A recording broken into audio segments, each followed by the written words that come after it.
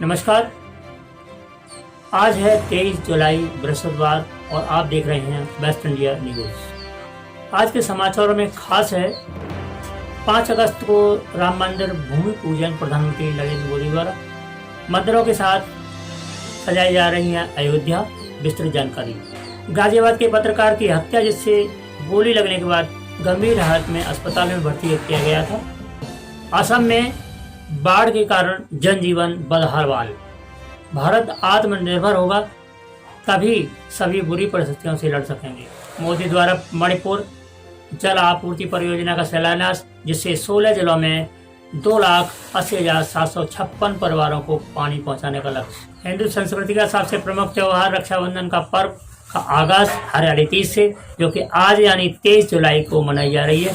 तो आज देखें हरियाली तीज पर खास कवरेज। आज बदलते परिवेश में हिंदू महिलाएं क्या सोचती हैं। पहले तो सावन के झूले, आमों के हरे भरे बाग, मधुस्वर में बोलती कोयल, घुमड़ते हुए काले मेघ और बारिश की फुहार। लेकिन आज सब कुछ बदल चुका है। तो बदले परिवेश में महिलाएं कैसे मना रही हैं रक्षाबंधन और कैसे मना रही हैं हरियाली तीज, देखते हैं इस पर एक वीडियो रिपोर्ट। राम मंदिर निर्माण के लिए भूमि पूजन 5 अगस्त को दोपहर 12:15 पर प्रधानमंत्री नरेंद्र मोदी करेंगे, मगर भूमि पूजन का अनुष्ठान 3 अगस्त से शुरू हो जाएगा। पहले दिन गणपति पूजन, दूसरे दिन राम चर्चा और तीसरे दिन भूमि पूजन होगा। 70 एकड़ भूमि पर रामायण कालीन ढांचे से त्रेता युग का एहसास कराने को तैयारी में है। अभी तैयारी चल रही है। भूमि पूजन ऐसी भव्यता से होगा जिसे विश्व देखेगा। रामायणकालीन दृश्य, नक्षत्र वाटिका, अपने अपने नक्षत्र के लिए, अपने अपने नक्षत्र के अनुसार उन पेड़ों के नीचे ध्यान बैठकर लगा सकें भक्त लोग। राम मंदिर निर्माण से आस्था जुड़ी हुई है। उसी आस्था के अनुसार हमारे प्रधानमंत्री नरेंद्र मोदी ने ये ऐलान किया है कि राम मंदिर के निर्माण से कोरोना जैसी महामारी का अंत हो जाएगा। अगली खबर, गाजियाबाद के विजयनगर थाना क्षेत्र के माता कॉलोनी में रहने वाले एक अखबार के पत्रकार विक्रम जोशी को अज्ञात लोगों द्वारा गोली मारे जाने पर अस्पताल में मृत्यु। इस घटना से सहमत देश के सभी पत्रकारों ने प्रशासन से सुरक्षा की मांग की। इसी के मद्देनजर आज फिरोजाबाद में पत्रकार संघ ने सिटी मजिस्ट्रेट को मुख्यमंत्री के नाम एक ज्ञापन पत्र दिया।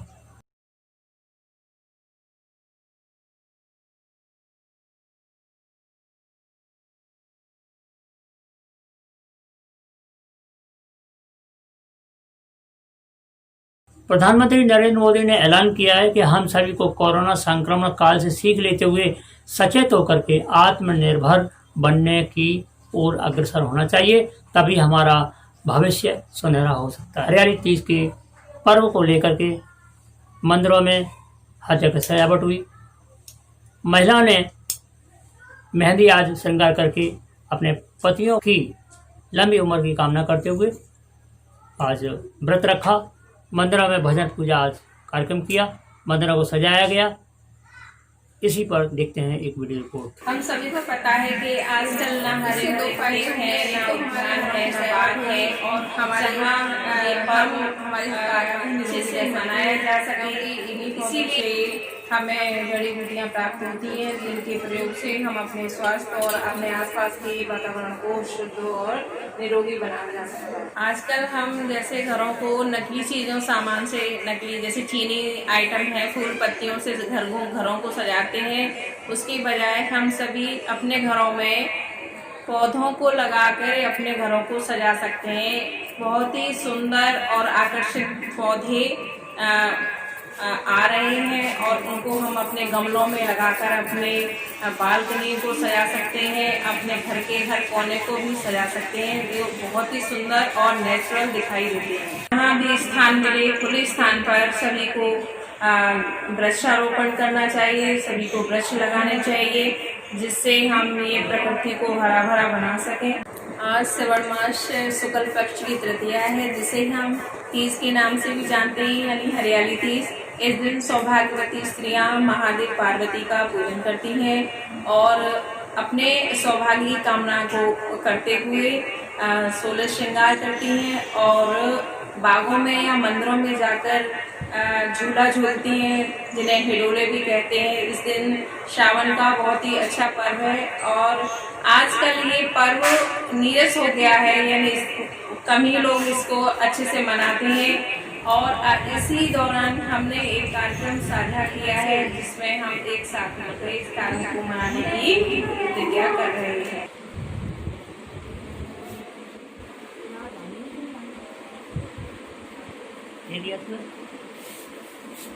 इसके साथ ही हरियाली तीज कार्यक्रम को आगे बढ़ाते हुए आप सभी इस कार्यक्रम को देखें।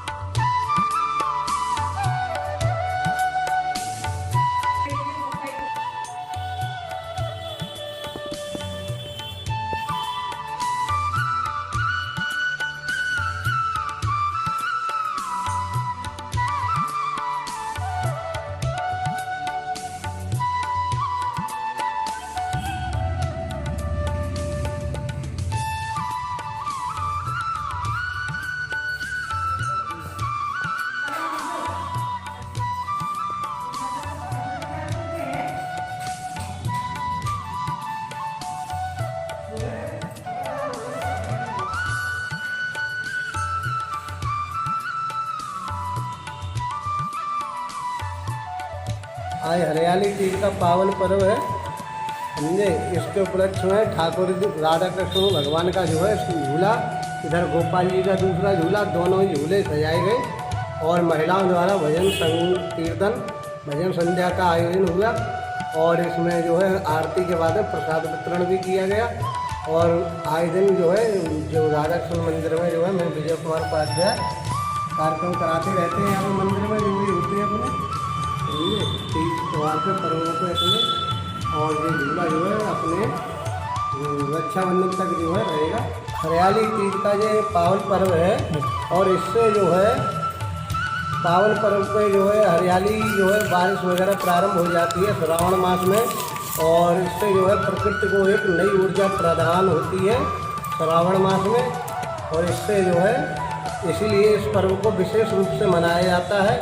और राधा कृष्ण भगवान का झूला भी इसीलिए सजाया जाता है। राधा रानी जो अपने ब्रजमंडल में जो है झूला झूलने के लिए निकलती है।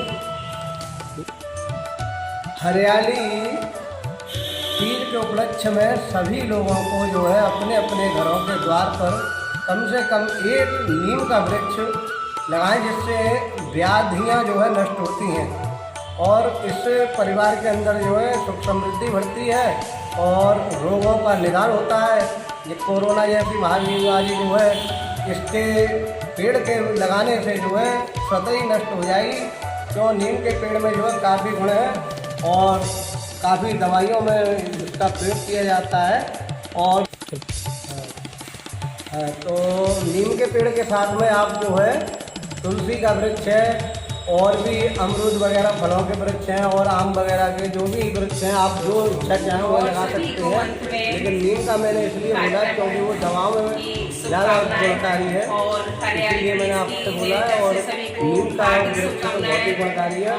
और इधर जो है तुलसी का भी आप वृक्ष लगा सकते हो, उसमें वो तो अपना पूजनीय भी है और दवाओं के में सर्वश्रेष्ठ है। जो वृक्ष लगाएंगे उनसे जो है अपने परिवार में हरियाली आएगी, समझे, संतानोत्पत्ति होगी और इधर जो है आपके घर में सुख समृद्धि आएगी। जब उन रोगों का निदान होगा, आपका पैसा व्यर्थ नष्ट नहीं होगा, समझे, और पर्यावरण भी शुद्ध होगा, आपका वायुमंडल भी शुद्ध होगा। आप लोग अपने घर में वृक्ष लगाते हैं तो। मैं राधा कृष्ण मंदिर पंडित जी विजय कुमार उपाध्याय की धर्मपत्नी के उपाध्याय हूँ। मेरा ये मानना है कि आपको अपने घर में नहीं एक एक वृक्ष जरूर लगाना चाहिए, क्योंकि जिससे सुख समृद्धि होगी और जैसे महामारी से जो आजकल ये दुनिया जूझ रही है वो जूझना बंद हो जाएगा। और डॉक्टरों को जितना हम दे रहे हैं उतना हम पेड़ पौधों से औषधि प्राप्त करेंगे और बनेंगे, जिससे बनेंगे हम निरोगी होंगे। निरोगी काया और रहेगी तो हम सुरक्षित रहेंगे, हमारे घर में बड़े बूढ़े सुरक्षित रहेंगे तो हमारा आगे मार्गदर्शन करेंगे, जिससे मार्गदर्शन होगा और बड़े बूढ़े घर में आंगन में रहेंगे तो समृद्धि मिलेगी। और आज का ये महत्व है कि शंकर पार्वती की पूजा कराई जाती है, जिसमें हिंडोले सजाए जाते हैं राधा कृष्ण के, और यहाँ पे बायना मनती हैं लेडीज हैं और अपने सुहाग की लंबी आयु के लिए व्रत रखती हैं। इसीलिए ये तीज का महत्व है। और ये तीज अगर आप लोग ये पुरानी रिवाज चली आ रही है जो शंकर पार्वती ने करी, उसी रिवाज को नहीं आजकल लेडीजें कर रही हैं। अगर हम लोग नहीं करेंगे तो हमारे आगे की पीढ़ी कैसे जानेगी और कैसे समझेगी। हमें ये करना जरूरी है, आवश्यक भी है। और जो मेरा भी मानना ये है कि आगे करेंगे तो बच्चे भी समझेंगे और इस पूजा पाठ को भी समझेंगे। नहीं तो यह महामारी में बस कुछ महामारी ही याद रहेगी और पूजा पाठ तो कुछ भूल ही जाएगा, डॉक्टरों को देना ही याद रहेगा। मैडम एक चीज़ चाहूँगा। हाँ बताइए। आपका शुभ नाम क्या है? मेरा नाम ऋचा उपाध्याय जी।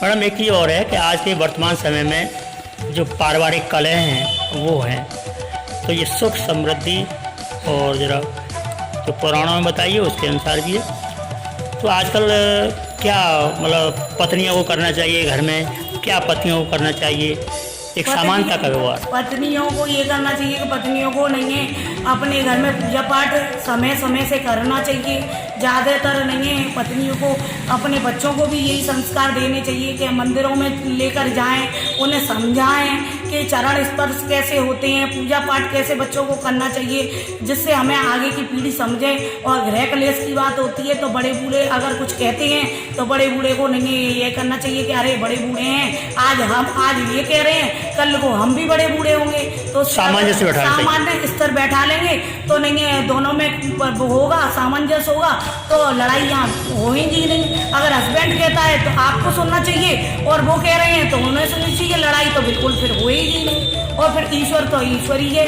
ईश्वरों पे विश्वास रखोगे तो गृह कलेश होएगी ही नहीं। बिल्कुल सही बात।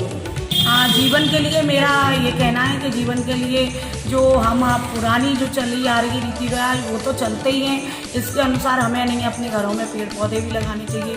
पेड़ पौधे लगाने से आप ये कहते हैं हमारे घर में जगह नहीं है, प्लास्टिक की चाइना की चीज़ ला रहे हो, चाइना चीज़ का हमें बहिष्कार करना चाहिए। और हमें नहीं है अपने घर में नेचुरल चीज़ जो हमारे वातावरण को शुद्ध करती है वो लेकर आना चाहिए। और घर के हिसाब से तुलसी का पेड़ है, तुलसी के पेड़ को हमें लगाएं। अगर घर में जगह नहीं है तो आप अपने नहीं छत पे लगाएं, लॉबी में लगाएं, उसी को लॉबी में लगाएं। और ज़्यादा से ज़्यादा अगर नहीं ऐसा हो सकता है कि आप अपने घर में भी नहीं लगा सकते हैं तो आप पर इतना है कि मंदिरों में जाकर अपने पेड़ का वितरण करें। वहाँ महिलाएं आती हैं, एक एक पेड़ आप सभी को दान में करें तो इससे दान भी होगा और इससे पेड़ का महत्व भी आएगा। फल के पेड़ लगाएं बाग बगीचे में, किसी का बगीचा है उसमें जो गरीब है नहीं लगाने की सामर्थ्य है उसका है जगह तो वहाँ लगाने के लिए उन्हें सक्षम करें, हेल्प करें सबसे। हाँ, मैंने सुना है कि मंदिरों में मंदिरों में जाना क्यों जरूरी है? हाँ, मेरा कहना आप जब पूछ रहे हैं कि मंदिरों में जाना क्यों जरूरी है, लोग कहते हैं कि हमारे घर में मंदिर है, ऑलरेडी मंदिर है, हम क्यों मंदिर जाएं।